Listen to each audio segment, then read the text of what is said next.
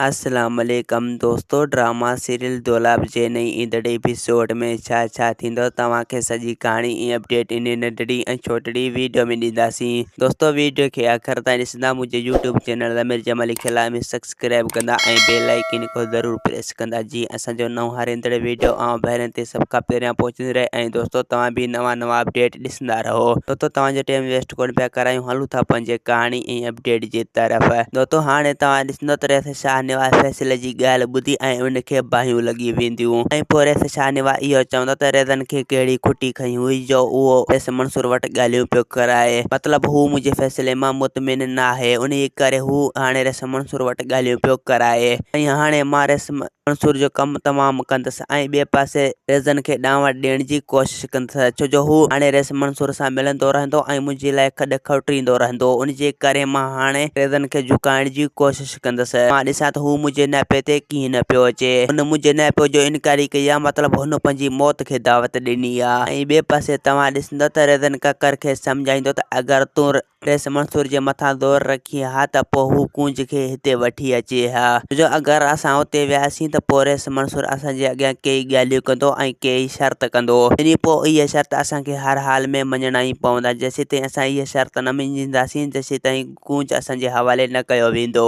ककर चवंदो जेका थियणी हुई सो थी चुकी, हाणे हल त हलूं पंहिंजे ॻाल्हियुनि जे तरफ़। ॾिसूं त रेस मंसूर जो रायो छा आहे। अलाह कंदो त हू फैसले में यानी ॻाल्हियुनि में का बि शर्त न रखंदो।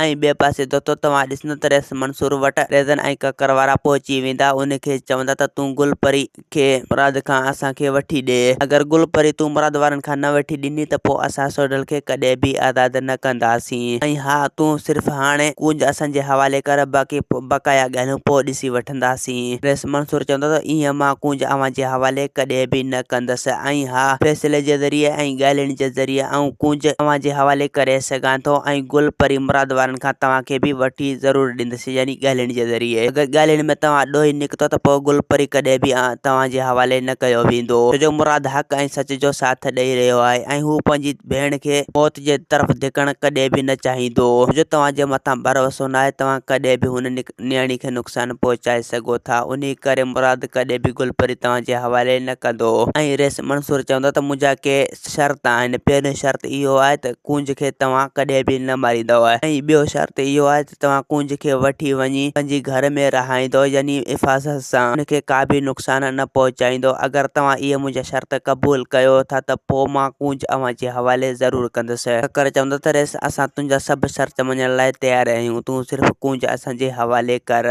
ऐं ॿिए पासे दोस्तों तव्हां ॾिसंदो त मुराद गुलपरी खे सम्झाए वेंदो। गुलपरी खे चवंदो त तूं परेशान न थी, मुराद वारा केॾी बि मूं मथां ज़ोर रखंदा, बहरहाल मां तुंहिंजी संग हुननि जे हवाले कॾहिं बि न कंदसि, न ई वरी तोखे हुन घर में मोकिलींदसि। मुराद चवंदो त अगरि तुंहिंजे करे ठा न थींदो त न थींदो, बहरहाल मां तोखे हुननि जे हवाले कॾहिं बि न कंदसि। गुलपरी चवंदो त अगरि मुंहिंजे करे फैसले में भलाई थिए त पोइ तूं मूंखे हुननि जे हवाले कर। यानी मां नथो चाहियां त हिन घर में एतिरो नुक़सानु थिए ऐं हिन घर में माण्हू मरनि, यानी हिन घर में क़यामत अचे। मुराद चवंदो त क़यामत अचे त अचण ॾे, बाक़ी हा मां तोखे हुननि जे हवाले कॾहिं बि न कंदसि। भले सोडल ऐं आलम खे भले हू मारे छॾनि, अगरि हुननि सोडल ऐं आलम खे मारे छॾियो त पोइ मां हुननि जे घर में मातम बढ़ाए छॾींदसि, यानी हुननि जे घर खे दोज़ख बणाए छॾींदसि, हुननि खे कॾहिं बि सुख सां सुम्हण न ॾींदसि। ऐं ॿिए पासे सोडल आलम खे चवंदो त चाचा तूं परेशान न थी, हाणे असांजे ख़िलाफ़ रेस मंसूर का न का क़दम ज़रूरु खणंदो, यानी असांखे हितां आज़ादु कराइण जी कोशिशि ज़रूरु कंदो।